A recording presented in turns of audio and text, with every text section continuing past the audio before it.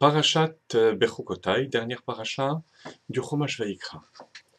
On raconte que lorsque le Tzemach Tzedek était enfant, tout enfant, il était assis sur les genoux de son grand-père, le Balatania.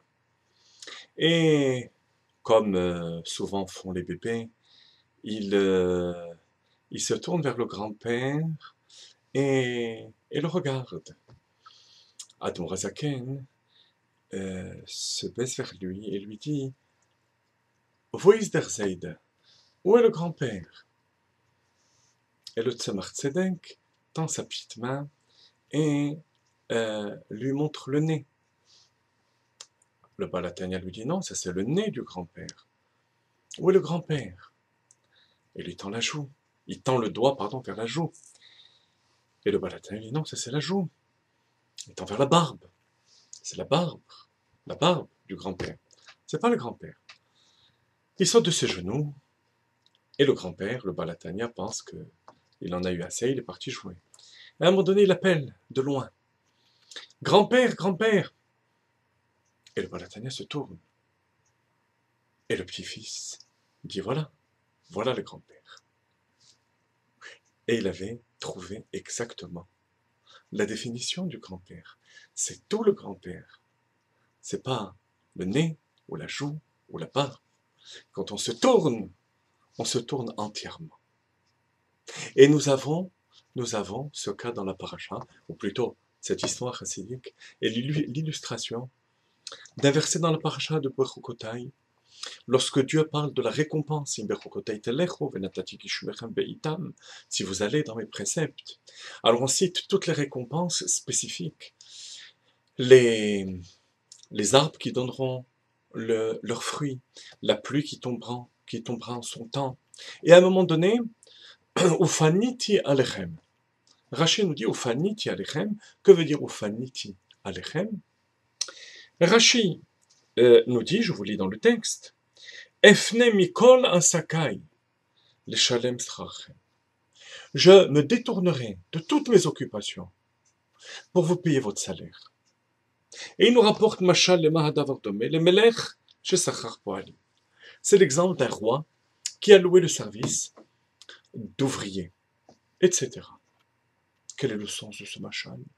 On ne comprend pas grand-chose avec les quelques mots que Rashi rapporte. D'autant plus que le terme Ufaniti alechem, Rashi l'a déjà expliqué à plusieurs reprises, 2 fois déjà.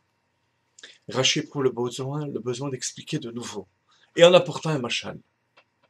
Quel est le sens de ces mots de Rashi, et à quoi veut Rashi faire allusion? Alors, tout d'abord, il faut bien regarder les versets. Si vous allez dans mes préceptes, vous observez mes mitzvot, je vous donnerai telle chose, et telle chose, et telle chose. On fait une liste de toutes les récompenses spécifiques qu'on va recevoir. Et en plein milieu, Ufaniti alechem, je me tournerai vers vous. C'est quelque chose de général. Normalement, ça se dit, c'est une formule qui s'emploie au début ou à la fin, mais pas au milieu d'une liste. C'est ce qui va pousser Rashi à dire qu'il s'agit en fait d'une récompense spécifique. Et une récompense spécifique qui se rapporte à un travail spécifique du peuple juif. À quoi correspond ce travail? On l'a au début de la paracha. Rashi nous dit, Imbechokotai telechu, vous avancez dans mes préceptes. Il ne s'agit pas des mitzvot. Parce que les mitzvot sont déjà cités. Vet mitzvot haitishmeru. Ça englobe les mitzvot, ça englobe l'étude de la Torah, ça englobe tous nos devoirs. On est obligé de dire que Bechokotai telechu se rapporte à un devoir, ou plutôt à une attitude particulière, spécifique du peuple juif. Et il nous dit oui, Shetiyu amelim batorah. C'est lorsqu'un juif va au-delà de son devoir, décide de faire partie du corps d'élite, de ceux qui vont mettre tout leur investissement dans la Torah. Amal, tu n'es pas obligé de le faire. Tu es quitte avec Perek Echad le matin, un chapitre le matin, un chapitre le soir. Et tu t'occupes de ton travail. Tu n'es pas un Yoshev Ohel forcément. Tu n'es pas quelqu'un qui est fait pour étudier toute la journée.